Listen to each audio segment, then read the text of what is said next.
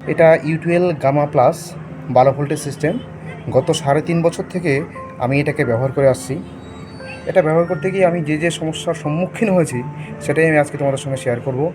আর এটার মধ্যে যে ট্রান্সফর্মার রয়েছে তা অ্যালুমিনিয়ামে না কপারের, কী সমস্যা, আরও কাস্টমার কেয়ারে কী সমস্যা, এটা রিপেয়ারিং ক্ষেত্রে কী সমস্যা, চার্জ কন্ট্রোলার নষ্ট হয়ে গেলে কতদিন পর তাই পাওয়া যাবে, তা ঠিক করা হবে, সমস্ত কিছু সমস্যা আজকে আমি তোমাদের সঙ্গে শেয়ার করব।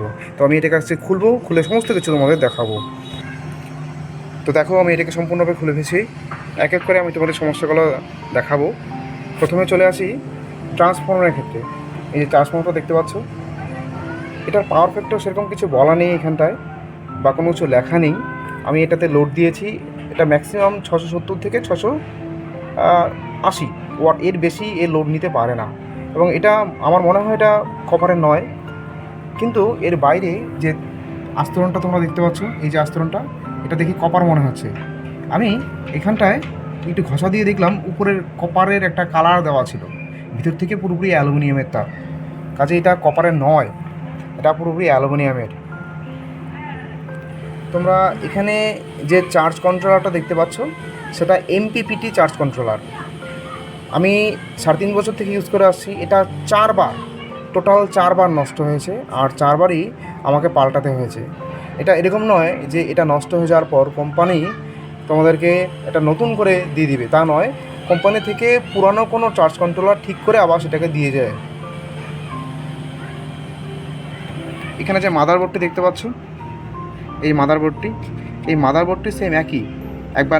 একবার নষ্ট হয়েছে, এটাকেও আমাকে পাল্টাতে হয়েছে। এবং কোম্পানি থেকে কিন্তু আমাকে কোনো মাদারবোর্ড দেয়নি। কোম্পানি থেকে আমাকে পুরোপুরি পুরান মাদারবোর্ড, যেটা ঠিক করে দেওয়া, সেই মাদারবোর্ডটি কিন্তু দিয়েছে এবং সেটাকে রিপ্লেস করে দিয়েছে। তোমরা যে মেশিনটা দেখতে পাচ্ছ সেটা তো 12 ভোল্টের সিস্টেমই। আমি এটাকে 6 মাস অন্তর খুলে পরিষ্কার করি, কেননা তোমরা দেখতে পাচ্ছ পরিষ্কার কী পরিমাণে নোংরা এখানটা জমেছে। বিশেষ করে এই ফ্যানগুলোর সামনে, এই ফ্যানগুলোতে, এখানে যে ফ্যানটা আছে, এই যে ফ্যানটা, এই ফ্যানের এখানটায় প্রচণ্ড নোংরা হয়েছে। এই সবগুলোকে ছোটো কোনো ব্রাশ দিয়ে খুব ভালোভাবে পরিষ্কার করা যায়। আর ভেতরটা যদি পরিষ্কার থাকবে তবে এটা লাস্টিং অনেক দিন করবে। তোমরা দেখতে পাচ্ছ যে কী হারে নোংরা হয়েছে। তোমাদের কাছে যদি কোনো এরকম সিস্টেম থাকে, সেটা 12 ভোল্টের হোক বা 24 ভোল্টের হোক, তোমরা অন্তত 6 মাসে একবার হলো এটাকে খুলে বা কোনো টেকনিশিয়ান ডেকে নিয়ে এসে এটাকে পরিষ্কার করা হবে। তাতে এর লংজিভিটি কিন্তু অনেক বৃদ্ধি পাবে।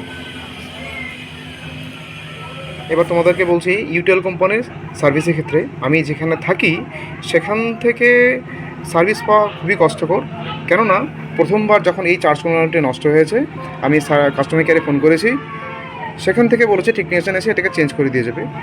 এটাকে চেঞ্জ করে দেওয়া এবং কাস্টমার কেয়ারে ফোন করা, এই দুটোর মধ্যে সময় প্রায় 1 মাস। তার মানে এটাকে একবার চেঞ্জ করতে আমাকে প্রায় 1 মাস ওয়েট করতে হয়েছে। এরকম 4বার আমাকে চেঞ্জ করতে হয়েছে, তার মানে প্রায় পুরোপুরি 4 মাস সময় নষ্ট হয়েছে।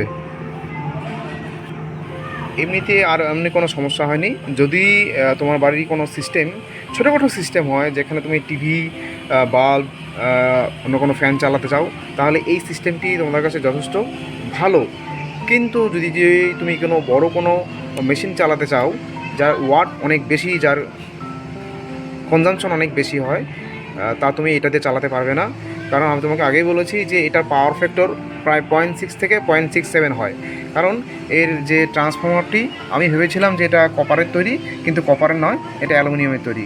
উপরে কপারের কালারে একটা কভার দেওয়া আছে, তোমরা দেখতে পাচ্ছ। আমি ঘষা দিয়েছি ঠিক এখানটায়, আমি ঘষা দেওয়ার পর ভিতর থেকে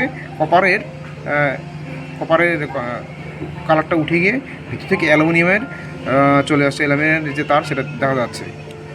কাজে কেনার সময় তোমরা চিন্তা ভাবনা করে কিনবে।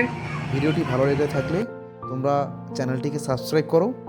এরকম আরও অনেক ভালো ভালো ভিডিও আমি তোমাদের সামনে তুলে ধরব। এবং এই ইউটুয়েল গামা প্লাস সম্পর্কে তোমরা যদি কোনো কিছু জানতে চাও, তাহলে তোমরা কমেন্টস করতে পারো। ভিডিওটি দেখার জন্য ধন্যবাদ সকলকে একবার। Thank you.